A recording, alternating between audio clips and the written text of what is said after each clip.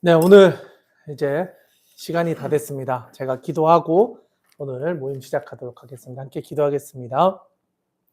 하나님 감사합니다. 오늘도 귀한 날을 허락하여 주셔서 사순절 말씀 로드를 통하여 욥기의 말씀과 그 내용들을 함께 나누게 해 주심을 감사합니다. 하나님의 말씀을 우리가 잘 기억하게 하시고 말씀을 통하여 우리가 더 하나님의 음성을 들을 수 있고 하나님의 뜻을 따라 살아갈 수 있도록 하나님 오늘 이 시간 가운데도 함께하여 주시옵소서. 함께해 주실 우리 구주 예수님의 이름으로 감사하며 기도드리옵나이다. 아멘. 지금 소리가 안 난다는데 마이크가 안 켜졌나요? 불은 들어오는데. 확인해봐야 되겠습니다. 네, 확인을 좀 부탁드리겠습니다. 말해보세요.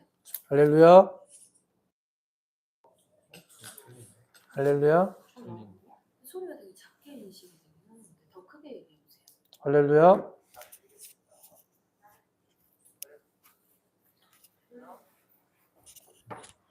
목소리가 잘 들리나요?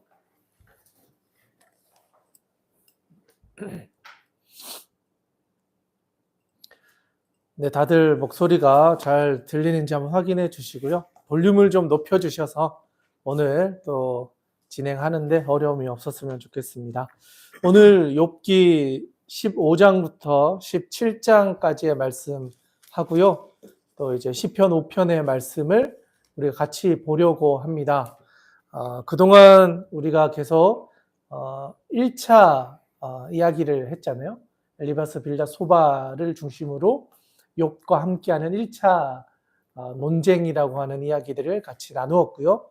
오늘은 두 번째 이제 2차 논쟁이 시작되는 첫째 날입니다. 그래서 오늘의 본문 말씀을 보면서 두 번째 논쟁에서는 그들의 논의가 어떻게 발전되어졌는지 또는 어떻게 내용들이 달라졌는지 그 부분들을 같이 살펴보면서 계속해서 욥의 입장에서 오늘의 본문의 말씀을 같이 한번 살펴보도록 하겠습니다. 그러면 오늘 이제 15장부터니까요. 15장의 말씀을 우리 같이 두 절씩 한번 읽고 또 같이 말씀 나누도록 하겠습니다. 15장 1절, 2절 말씀 제가 먼저 읽고 오른편으로 돌아가면서 오늘도 목소리를 크게 또 읽어주시면 감사하겠습니다. 제가 먼저 1절, 2절 말씀 봉독하겠습니다. 대만 사람 엘리바스가 대답하여 이르되 지혜로운 자가 어찌 헛된 지식으로 대답하겠느냐 어찌 동풍을 그의 복부에 채우겠느냐 어찌 도움이 되지 아니하는 이야기 무익한 말로 변론하겠느냐.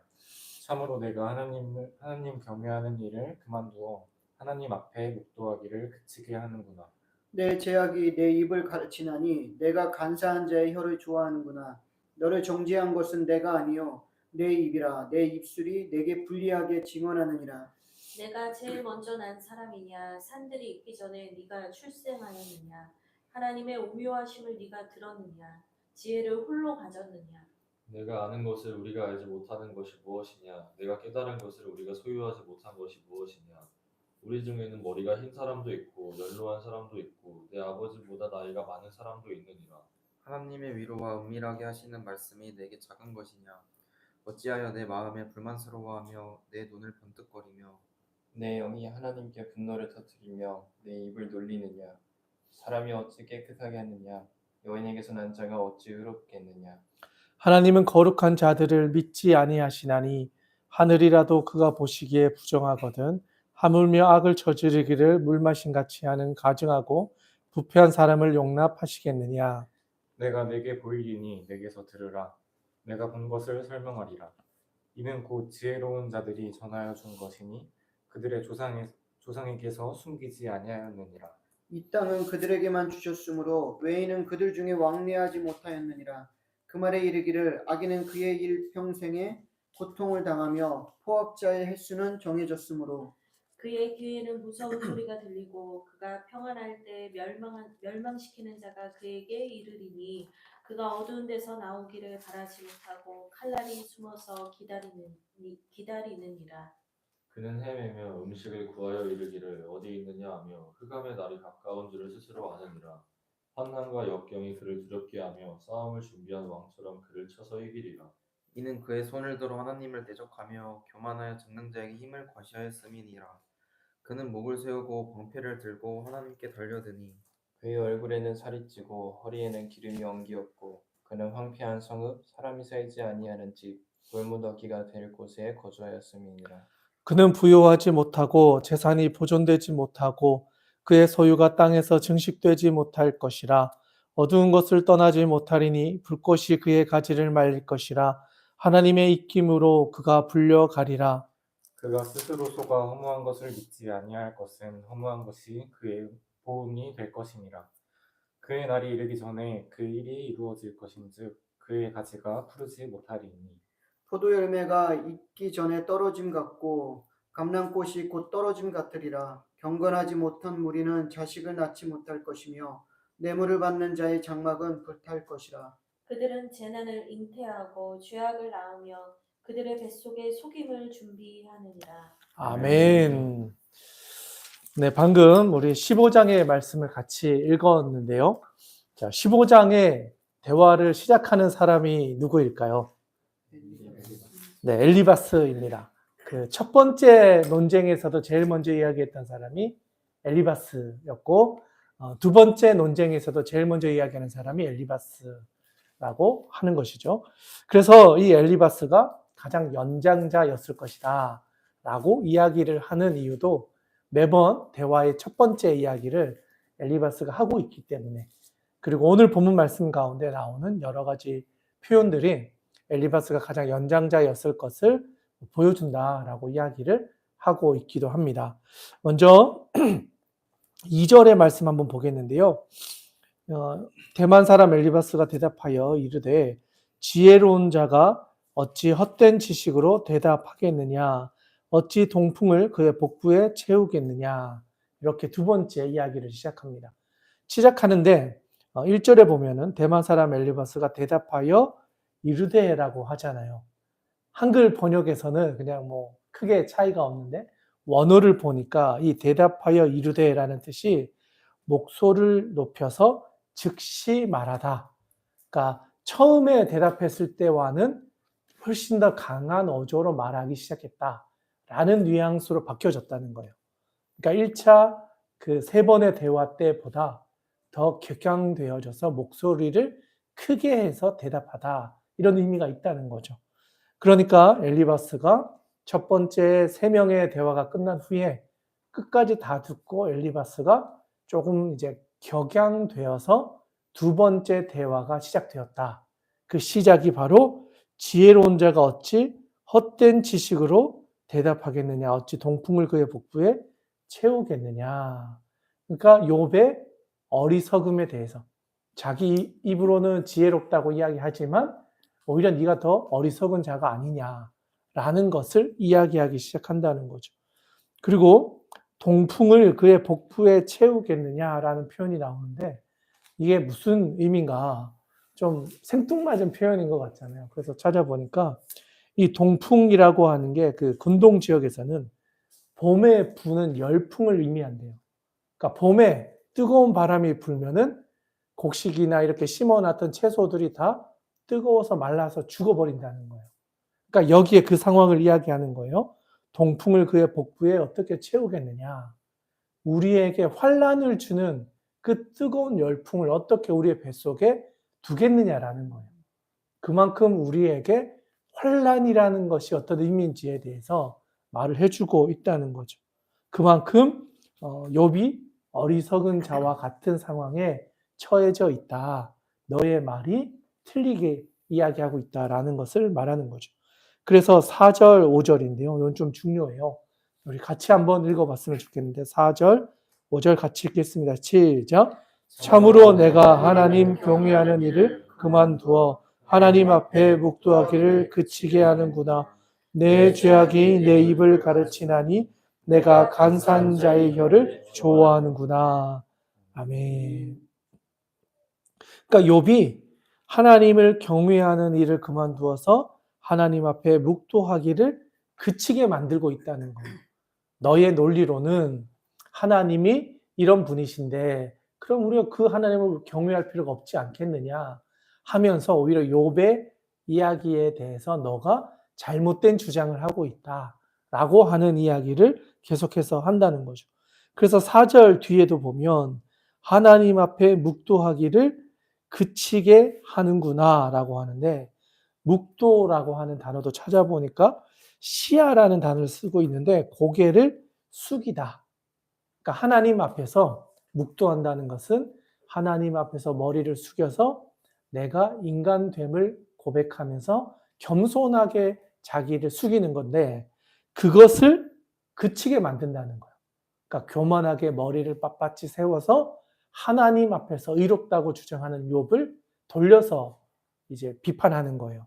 어떻게 네가 그럴 수 있냐? 하나님 앞에서 우리가 어떻게 그럴 수 있겠느냐라는 이야기를 한다는 거죠. 그래서 7절에 보시면 내가 제일 먼저 난 사람이냐? 그리고 8절에 하나님의 오묘하심을 내가 들었느냐? 지혜를 홀로 가졌느냐? 그러니까 너만 지혜로운 사람이냐? 그리고 10절에 머리가 흰 사람도 있고 연로한 사람도 있고 내 아버지보다 나이가 많은 사람도 있다. 그래서 10절의 이야기는 사실 엘리바스 자신을 이야기한 게 아닌가. 너보다도 나이가 많고 심지어 너의 아버지보다도 나이가 많은 사람이 우리 중에 있다. 그러니까 자기가 그만큼 연로한, 그러니까 나이가 많은 어른임을 강조하고 있다는 거죠. 그래서 8절에 보니까 하나님의 오묘하심을 내가 들었느냐라고 되어 있는데, 공동 번역이랑 쉬운 성경에서는 이걸 어떻게 번역하냐면 하나님의 회의에 내가 들어가서 들어봤느냐, 이런 의미래요. 그러니까 오묘하심을 내가 들었느냐, 이게 하나님의 회의에 있었던 그 소리들을 네가 들어봤느냐라는 의미라는 거죠. 그만큼 하나님의 그 본심, 하나님의 의도를 내가 잘 알고 있느냐, 너만 지혜로운 사람이냐라고 하면서 욥을 공격하고 있다라는 거죠. 그리고 14, 15, 16절, 이거 아주 중요한 본문인데요. 이것도 같이 한번 읽어보겠습니다. 14, 15, 16절 같이 한번 읽겠습니다. 시작. 사람이 어찌 깨끗하겠느냐? 여인에게서 난 자가 어찌 의롭겠느냐? 하나님은 거룩한 자들을 믿지 아니하시나니 하늘이라도 그가 보시기에 부정하거든 하물며 악을 저지르기를 물마신 같지 않은 가증하고 부패한 사람을 용납하시겠느냐? 아멘. 그러니까 1절부터 쭉 계속 욥에 대해서 너만 지혜로운 사람이냐, 너만 하나님의 뜻을 아는 거냐, 너가 잘못된 이야기를 하는 거 아니냐라고 질책하다가 14, 15, 16절에서는 인간이라는 존재가 가지고 있는 한계, 이건 꼭 욥에게만 해당하는 것이 아니라 인간이 어떻게 하나님 앞에서 의롭다 할 수 있겠느냐, 인간이라는 존재 자체가 얼마나 연약한 존재인지 네가 모르는 거냐라고 하면서 모든 인간의 부패함에 대해서 강조를 합니다. 그래서 이렇게 이야기하는 거죠. 사람이 어찌 깨끗하겠느냐, 여인에게서 난 자가 어찌 의롭겠느냐. 결국 하나님 앞에서 모두가 죄인일 수밖에 없다. 의인이라고 이야기하는 그 욥의 모습에 대해서 네가 하나님 앞에서 어떻게 그런 이야기를 할 수 있겠느냐 하면서 욥이 자신의 의로움을 강조하는 것에 대해서 인간은 그럴 수 없다라고 하면서 또 한 번 욥의 주장을 이제 꺾는 거죠. 너의 이야기가 잘못된 거다, 이야기를 하는 겁니다.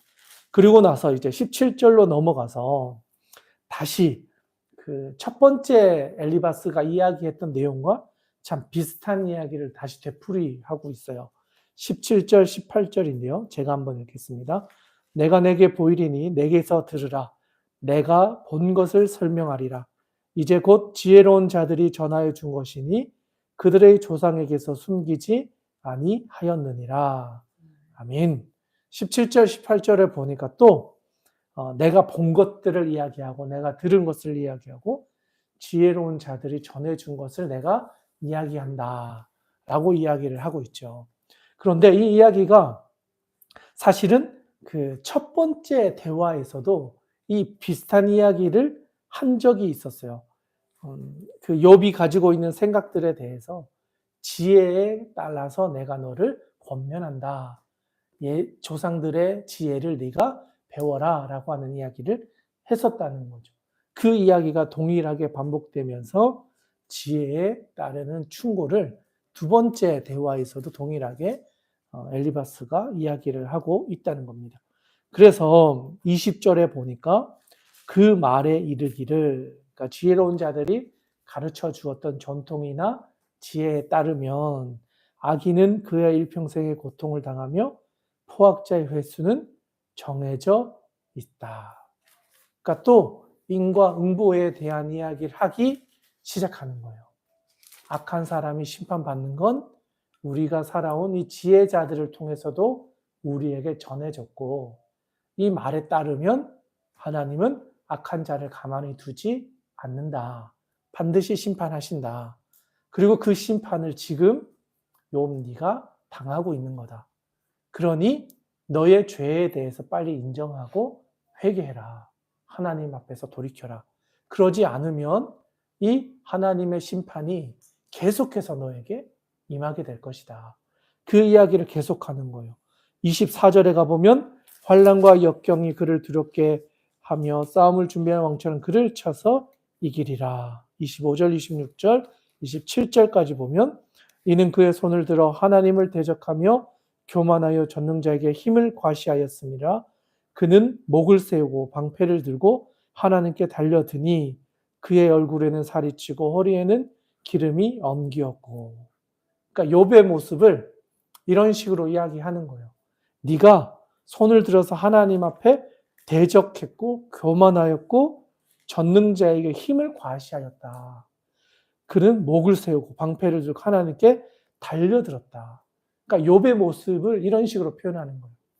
네가 지금 의롭다고 이야기하는데 네가 어떻게 하나님 앞에서 이렇게까지 할 수 있느냐? 네가 과연 그러고도 의롭다 할 수 있겠느냐? 이런 사람들은 어떻게 되는지 너가 알지 않느냐? 오히려 하나님이 그들을 심판하실 것이다. 라는 이야기를 계속해서 하고 있습니다. 그래서 34절, 35절에 가보시면 경건하지 못한 무리는 자식을 낳지 못할 것이며 뇌물을 받은 자의 장막은 불탈 것이라. 그들은 재난을 잉태하고 죄악을 낳으며 그들의 뱃속에 속임을 준비하느니라. 그러니까 욥이 당한 고난들이 결국 하나님 앞에 범죄했던 사람들이 당한 결과가 똑같다는 거예요. 경건하지 못했기 때문에 자식을 더 이상 낳을 수 없게 되고 뇌물을 받았기 때문에 장막이 불탄 것이고 그 재난이 또 재난을 잉태해서 너의 삶이 결국 이렇게 망해가는 것이다.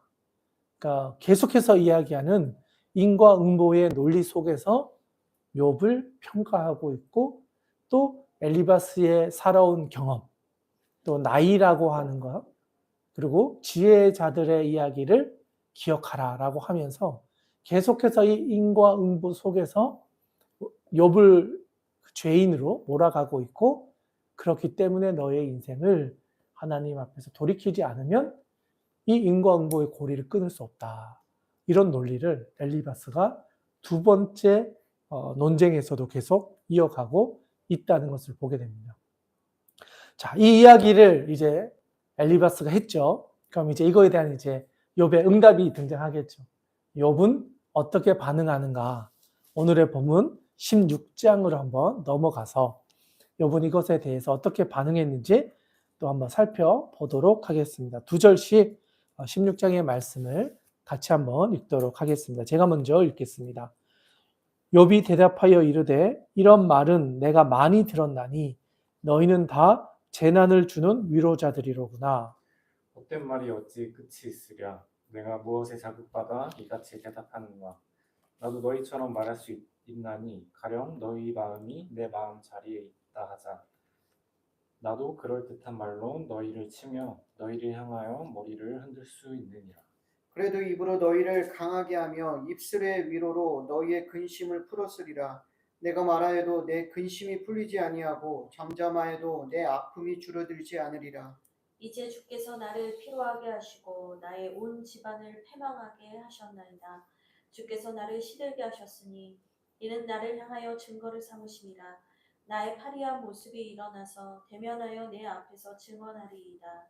그는 진노하사 나를 찢고 적대시하시며 나를 향하여 이를 갈고 원수가 되어 날카로운 눈초리로 나를 보시고 무리들은 나를 향하여 입을 크게 벌리며 나를 모욕하여 뺨을 치며 함께 모여 나를 대적하는구나. 하나님이 나를 악인에게 넘기시며 행악자의 손에 던지셨구나. 내가 평안하더니 그가 나를 꺾으시며 내 목을 잡아 나를 부서뜨리시며 나를 세워 관역을 삼으시고 그의 화살들이 사방에서 날라와 사정없이 나를 쏘므로 그는 내 콩팥들을 꿰뚫고 그는 내 쓸개가 땅에 흘러나오게 하시는구나. 그가 나를 치고 다시 치며 용사같이 내게 달려드시니 내가 굵은 배를 꿰매어 내 피부에 덮고 내 뿔을 티끌에 더럽혔구나. 내 얼굴은 울음으로 붉었고 내 눈꺼풀에는 죽음의 그늘이 있구나. 그러나 내 손에는 포악이 없고 나의 기도는 정결하니라. 땅아 내 피를 가리지 말라. 나의 부르짖음이 쉴 자리를 잡지 못하게 하라. 지금 나의 증인이 하늘에 계시고 나의 중보자가 높은 데 계시니라. 나의 친구는 나를 조롱하고 내 눈은 하나님을 향하여 눈물을 흘리니 사람과 하나님 사이에와 인자와 그 이웃 사이에 중재하시기를 원하노니 수년이 지나면 나는 돌아오지 못할 길로 갈 것임이니라. 아멘. 네, 16장 말씀 잘 읽어 주셨습니다. 좀 어떠신가요? 16장 보니까 좀 어떠신가요? 네, 첫 번째 그 엘리바스의 질문에 대한 대답과 두 번째 질문에 대한 대답으로 등장하고 있는 본문이 첫 번째와 비슷한가요? 좀 달라진 것 같은가요? 네, 전반적으로는 비슷하게 이야기가 되고 있고요. 그런데 조금 더 자신의 마음을 대변하는 구절들이 조금 더 등장하고 있는 몇 개 표현들이 있는데 그 부분을 우리 같이 한번 보면서 살펴보도록 하겠습니다. 먼저 2절의 말씀인데요.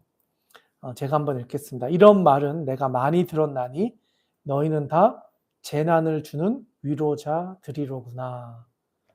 그러니까 1차 대화 또는 1차 그 논쟁 속에서 엘리바스, 빌닷, 소발의 이야기를 들으면서 욥이 위로를 받지 못했다라는 걸 보여주는 거예요. 친구들이 와서 해주었던 이 조언들, 어쩌면 그들 친구 3명은 진심으로 위로하기 위해 해주었던 말일 수도 있을 것 같아요. 그런데 그것을 들었던 욥의 입장에서는 전혀 위로가 되지 않는다는 거예요. 이 지점에서 과연 무엇이 위로일까? 바른 말을 하는 게 위로일까? 아니면 환난 속에 있는 그 사람의 마음을 공감하고 진짜 그 사람의 마음을 함께 해주는 게 위로일까? 한 번쯤 질문해 볼 수 있는 것 같아요. 욥은 여기서 그 친구들의 말이 다 틀린 말이 아니다. 나도 안다. 그런데 그 말씀 속에 너희가 진짜 나를 위로하고자 하는 마음이 있느냐? 오히려 질책하면서 너희들의 의의를 또 주장하고 있는 거 아니냐? 나를 평가하고 있고 나를 죄인으로 몰아가고 있는 거 아니냐? 하면서 저는 오히려 친구를 통해서 받아야 될 위로를 오히려 여기서 받지 못함으로 이 친구들에 대한 분노가 더 커져가는 게 아닌가.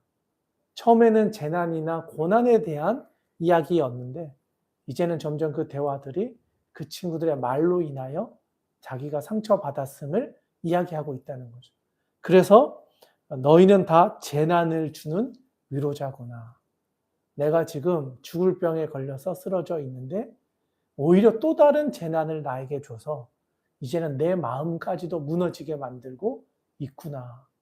너희들은 진짜 위로자가 아니라 오히려 나에게 재난을 주는 그런 위로자구나. 이 이야기를 하고 있다는 거죠. 참 안타까운 상황인 거죠. 엘리바스의 말을 통해서 또 새 친구를 통해서 위로받지 못하는 욥의 그 마음을 잘 표현하고 있다 할 수 있는 것 같아요. 그래서 욥은 친구들의 무정하고 무익한 변론을 원망하면서 너희가 진짜 친구 맞냐? 진짜 친구라면 차라리 그냥 같이 울어주고 공감해주면 되지. 왜 그렇게 나의 마음에 비수를 꽂는 말들을 계속 내뱉고 있느냐, 이런 이야기를 하는 거라는 거죠. 그래서 이제 6, 7, 8절에 가보시면 여기서 욥의 또 다른 모습을 발견하게 되는데 뭐냐면 이 참담한 신경을 토로하면서 이 원인에 대해서 하나님이 지금 나에게 이런 고난을 주신 것이라는 것을 놓치지 않고 있다는 거예요. 제가 한번 읽어볼게요. 우리 같이 한번 읽어볼까요? 6, 7, 8절 같이 한번 읽겠습니다. 시작. 내가 말하여도 내 근심이 풀리지 아니하고 잠잠하여도 내 아픔이 줄어들지 않으리라. 이제 주께서 나를 피로하게 하시고 나의 온 집안을 패망하게 하셨나이다. 주께서 나를 시들게 하셨으니 이는 나를 향하여 증거를 삼으심이라. 나의 파리한 모습이 일어나서 대면하여 내 앞에서 증언하리이다. 아멘. 여전히 욥은 자신이 당하고 있는 이 모든 상황적인, 환경적인, 또 질병의 문제까지도 이게 다 하나님 손에서 진행되어졌다는 사실을 부정하지 않아요. 하나님이 나를 피롭게 하셨고 온 집안을 패망케 하셨고 나를 시들게 하셨다. 이것이 하나님으로부터 시작되었다는 사실을 부정하지 않는다. 그러니 하나님께서 이 문제를 해결해 주셔야 이 문제가 근원적으로 해결될 수 있다는 사실을 알고 있습니다. 그래서 계속해서 하나님께 집중하면서 대화를 끌고 가고 있다는 거죠. 그래서 그는 계속해서 하나님께 자신의 상황을 한탄하면서 원망하면서도 도와달라고 하는 간구를 이어가게 된다는 거죠. 그래서 어느 정도까지 가냐면 12, 13, 14절인데요. 제가 한번 읽어드릴게요. 12, 13, 14절 제가 한번 읽겠습니다. 내가 평안하더니 그가 나를 꺾으시며 내 목을 잡아 나를 부셔 뜨리시며 나를 세워 관역을 삼으시고 그의 화살들이 사방에서 날아와 사정없이 나를 쏘므로 그는 내 콩팥을 꿰뚫고 그는 내 쓸개가 땅에 흘러 나오게 하시는구나. 그가 나를 치고 다시 치며 용사같이 내게 달려드시니. 아멘. 내가 당하고 있는 이 모든 고난을 나는 이해할 수 없지만 이게 다 하나님의 손안에서 일어나고 있다는 사실을 내가 부정하지는 않습니다. 이해할 수는 없습니다. 그러나 하나님이 하시고 계신다는 사실만큼은 제가 분명히 알고 있습니다. 라는 사실을 계속해서 이야기하고 있는 거죠. 그러면서 17절에 이게 어떻게 보면 욥이 진짜 자신의 입장을 살짝 끼워 넣은 거예요. 하나님이 이 모든 일들을 하고 계신데 그러나 17절은 같이 한번 읽겠습니다. 시작. 그러나 내 손에는 포악이 없고 나의 기도는 정결함이라. 아멘. 이해할 수 없는 고난 속에 있는데 나는 여전히 포악을 행한 적이 없습니다. 그리고 내 기도는 정말 하나님 앞에서 정결한 기도를 계속해 왔습니다. 내가 하나님 앞에 범죄한 적이 없습니다. 그러니까 이 인과 응보의 논리 속에서 혼란스러운 거예요. 엘리바스가 계속해서 너가 이렇게 당하게 된 것은 원인이 있을 것이고 그 원인은 너의 죄일 것이다. 그러니까 너의 죄를 잘 살펴보고 하나님 앞에 회개하고 돌이켜야 하나님이 너를 살려주실 것이다. 그런데 여기서는 내가 그것을 모르는 것은 아니지만 내가 하나님 앞에서 이렇게 범죄한 적이 없다는 사실을 이야기하는 거죠. 그러면서 이야기하는 게 살짝 내가 내 손에는 포악이 없고 나의 기도는 정결하다는 이 사실은 내가 하나님 앞에 진짜 이야기하고 싶습니다. 탄원하고 싶습니다. 이 정도면 하나님 앞에서 그래도 좀 인정받을 만한 사람이지 않겠습니까? 하면서 고난 중에 자신의 의로움을 살짝 내비치는 거죠. 이 정도면 하나님 의로운 인생을 살고 있었던 거 아닙니까? 그런 이야기를 한다는 거죠. 그러면서 나의 증인이 되어 주십시오. 그 증인이 누구냐? 18절부터 22절까지의 내용인데요. 쭉 우리 다시 한번 읽어보면 좋겠습니다. 18절부터 22절 같이 한번 읽도록 하겠습니다. 시작. 땅아 내 피를 가지지 말라. 나의 부르짖음은 이 술자리를 잡지 못하게 하라. 지금 나의 증인이 하늘에 계시고 나의 중보자가 높은 데에 계심이라.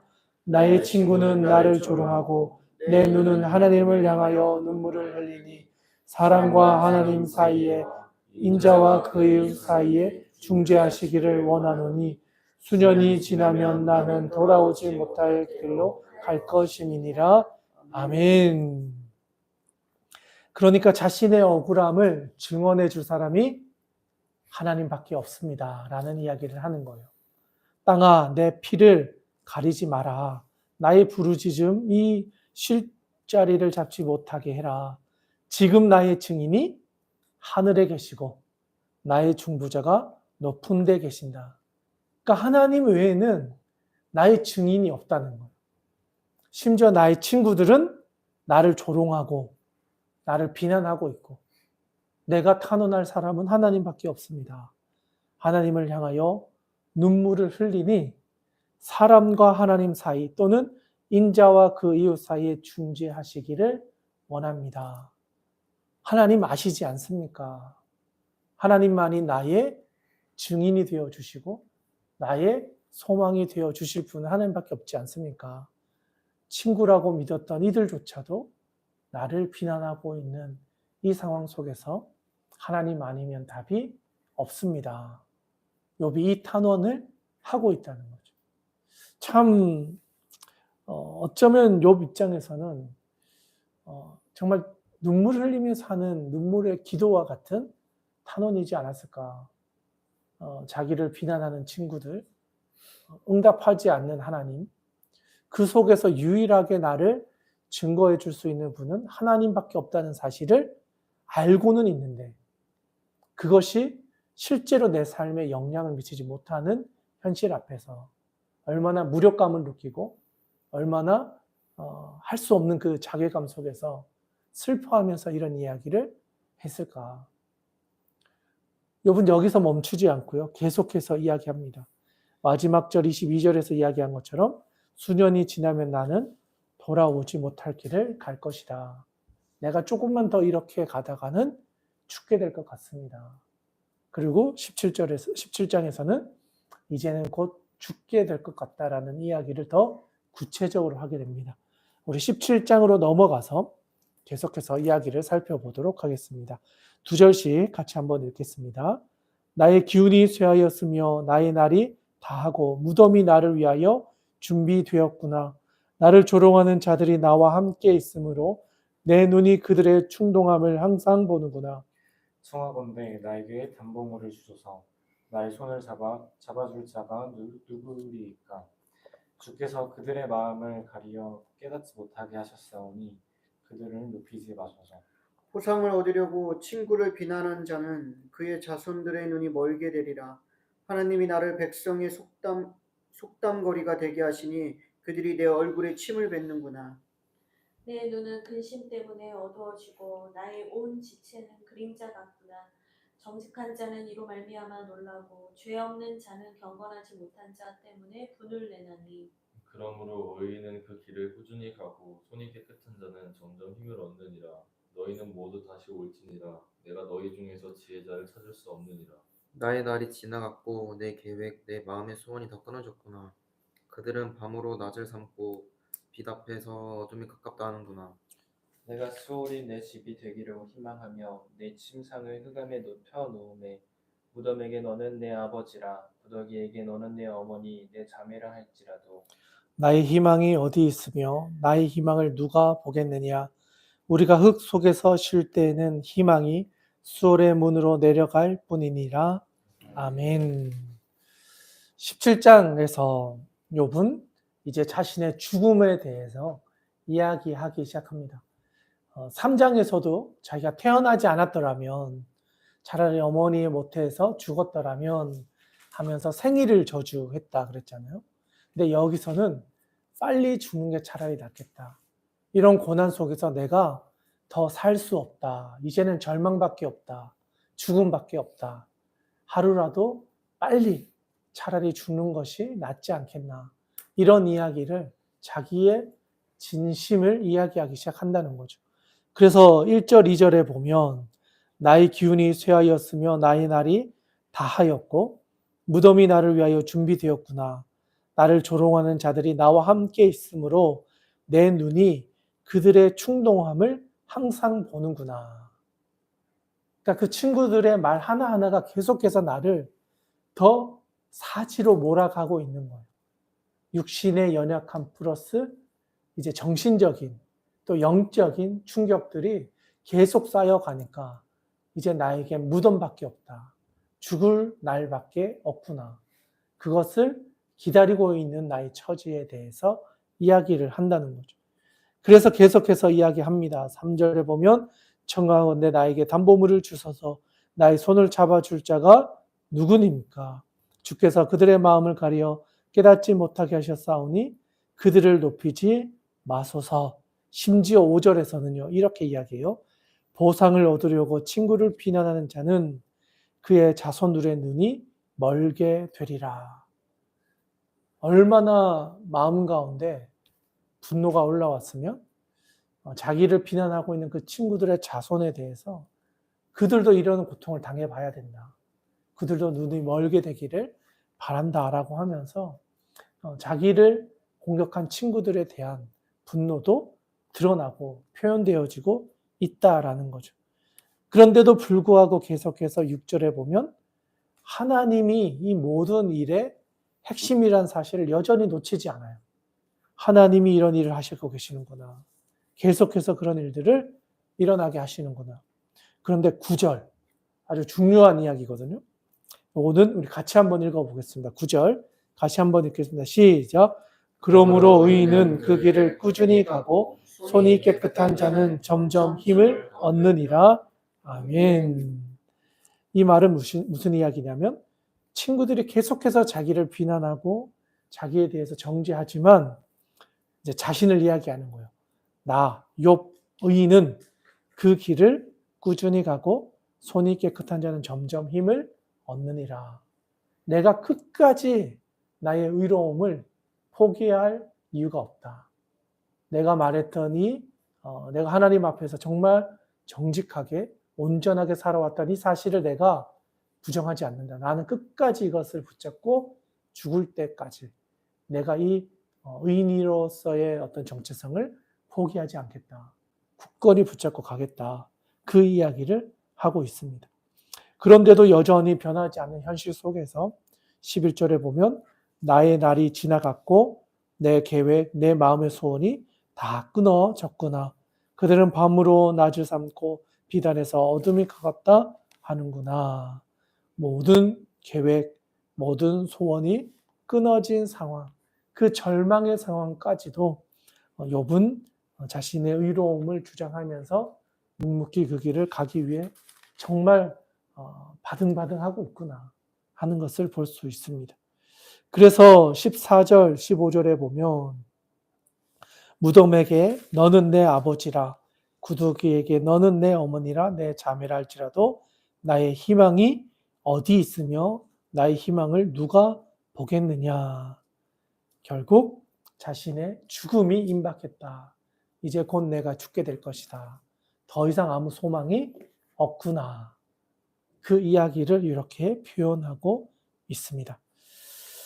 네. 여기까지가 이제 엘리바스를 통해서 나누었던 두 번째 대화의 내용이라 할 수 있겠습니다. 첫 번째 대화에서 나타났던 엘리바스의 모습과 두 번째 대화에서 나타났던 엘리바스의 모습은 크게 달라지지 않았습니다. 여전히 인과응보라고 하는 논리 속에서 욥을 평가하고 있고 심판자의 자리에서 욥이 이렇게 된 것은 너의 죄로 인하여 이렇게 된 것이다.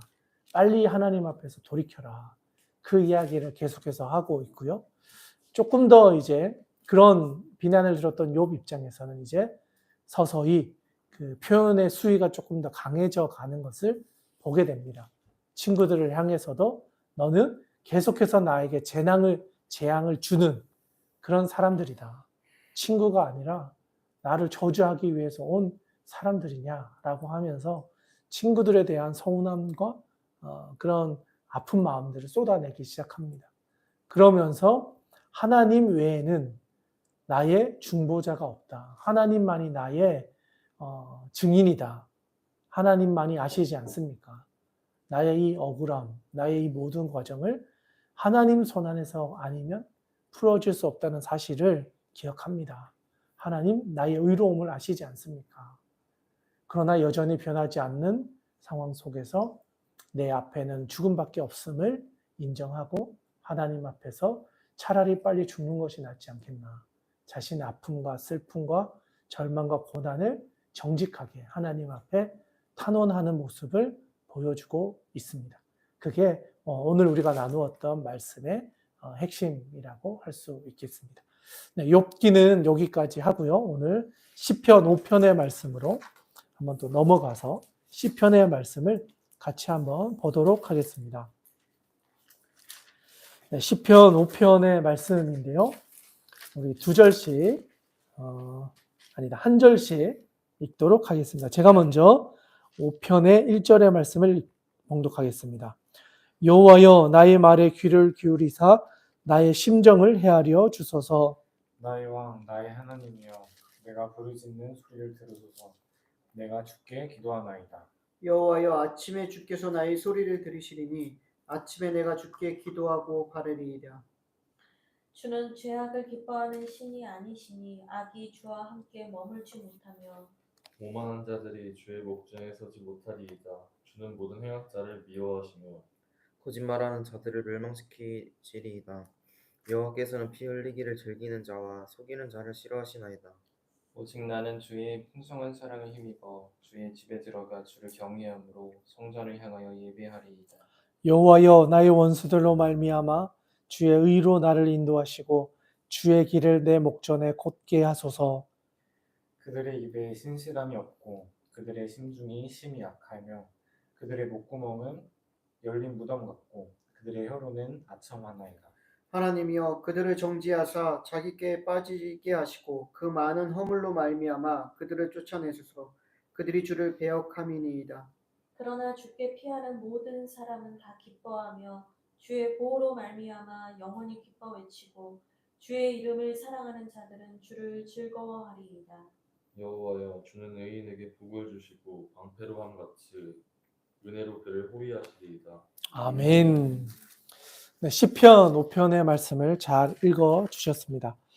표제어라고 하는데요. 시편 5편 옆에 보면 다윗의 시 인도자를 따라 관악에 맞춘 노래라고 되어 있습니다. 그리고 또 많은 학자들은 이 시편 5편에 대해서 이런 별명을 또 불렀는데요. 고난의 때에 성전을 향해 드리는 비탄의 기도.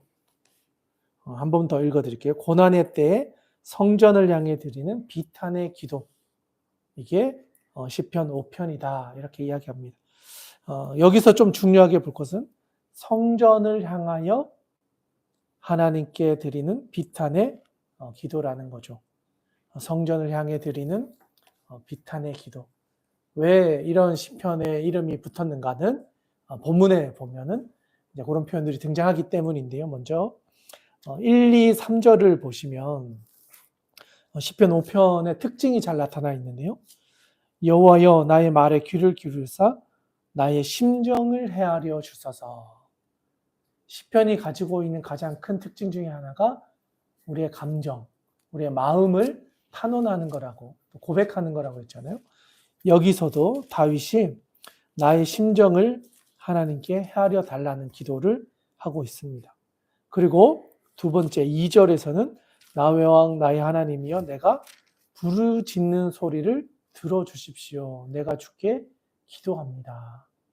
첫 번째는 내 마음을 하나님께 토해내는 거라면 두 번째는 내가 간절히 외치며 기도하겠습니다. 세 번째 이제 보면은 여호와의 아침에 주께서 나의 소리를 들으시리니 아침에 내가 주께 기도하고 바라리이다. 그래서 이 3절을 가지고 아침 기도를 이야기하는 거다. 이렇게 이야기하는 분들도 있습니다. 우리나라에서는 이걸 이제 뭐 새벽 기도라고 볼 수도 있는 거죠. 아침에 하나님께 기도하겠습니다. 또 간절히 기도하는 나의 기도 소리를 들어주십시오. 그리고 나의 감정을, 내 마음을, 심정을 하나님 다 알아주십시오.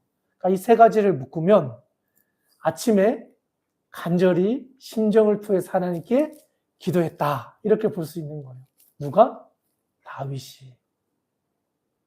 어려움이 있고 고난이 있고 힘든 일들이 있을 때 다윗은 자신의 감정을 아침에 하나님이 들으실 수 있을 만큼 간절히 기도하면서 하나님 앞에 나아갔다라는 것을 보여준다는 거죠. 하나님께 우리의 마음을 표현하는 것은 아주 중요하다라고 할 수 있겠습니다.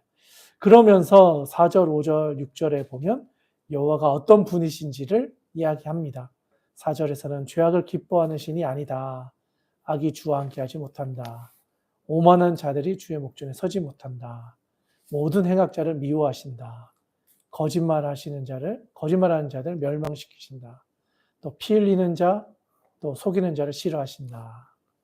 자, 7절이 아까 제가 읽어드렸던 성전을 향해 드리는 비탄의 기도라고 불려지게 된 이유인데요. 7절은 우리 같이 한번 읽어보겠습니다. 같이 한번 읽겠습니다. 시작. 오직 나는 주의 풍성한 사랑을 힘입어 주의 집에 들어가 주를 경외함으로 성전을 향하여 예배하리이다. 아멘. 자, 7절에 보니까 오직 나는 주의 풍성한 사랑을 힘입어 주의 집에 들어가 주를 경외함으로 성전을 향하여 예배하리이다. 그러니까 새벽 예배를 성전에서 하겠다. 이렇게도 볼 수 있는 거죠. 그 시대에는 성전이 멀리 있었잖아요. 그러니까 성전에 내가 다 갈 수는 없지만 성전을 향하여 내가 바라보면서 기도하겠습니다. 하나님이 나에게 어떤 분이신지를 내가 기억하면서 주를 경외함으로 주의 집에 들어가서 예배하겠습니다. 그런 결단을 했다는 거죠. 그리고 8절에 보면 여호와여 나의 원수들로 말미암아 주의 의로 나를 인도하시고 주의 길을 내 목전에서 곧게 하소서. 주의 길을 가게 하소서. 주와 같이 그 길을 걸어가게 해 주십시오. 그렇게 기도하고 있다는 거죠. 그리고 11절에 보면 그러나 죽게 피하는 모든 사람은 다 기뻐하며 주의 보호로 말미암아 영원히 기뻐 외치고 주의 이름을 사랑하는 자들은 주를 즐거워하리이다.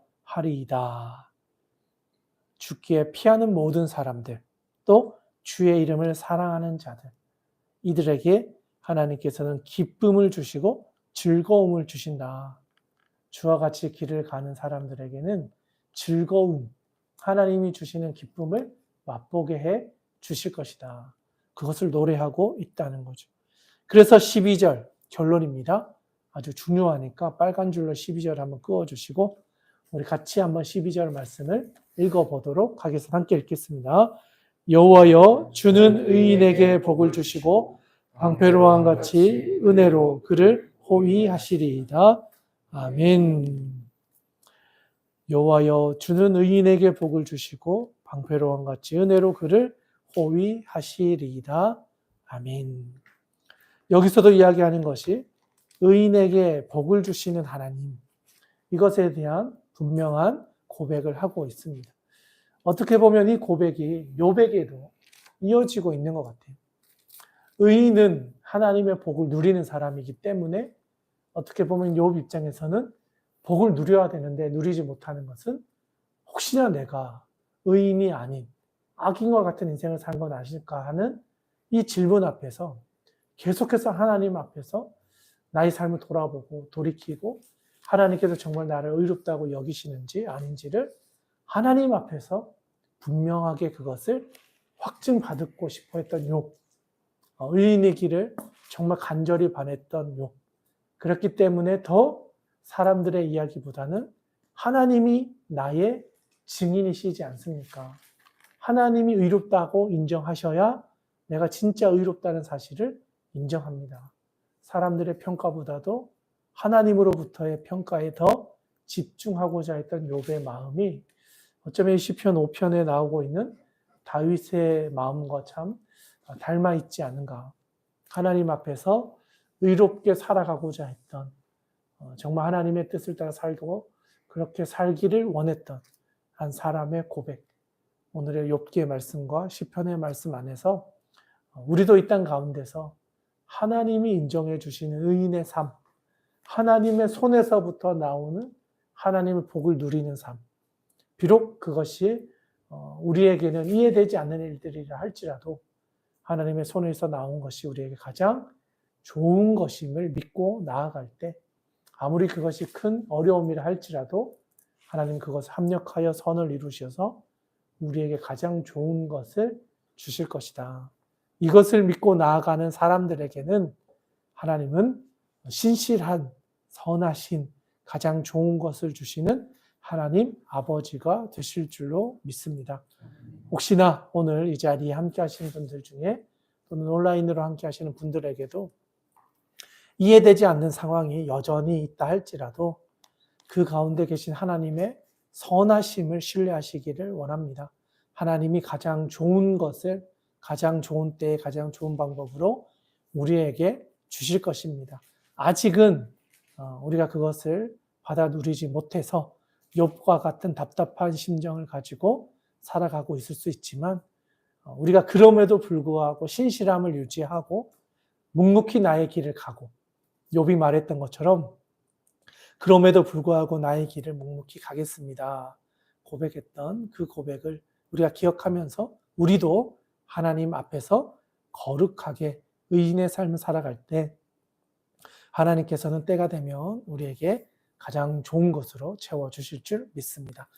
네, 오늘은 여기까지 하고요. 온라인으로 함께 하시는 분들도 오늘의 말씀을 마무리하시고 또 각자의 삶의 자리에서 기도하면서 오늘의 말씀을 마무리하도록 하겠습니다. 그러면 내일 우리 서유진 목사님과 함께 다음의 이야기로 함께 만나도록 하겠습니다. 모두들 수고 많으셨습니다. 내일 다시 만나도록 하겠습니다. 감사합니다. 수고하셨습니다.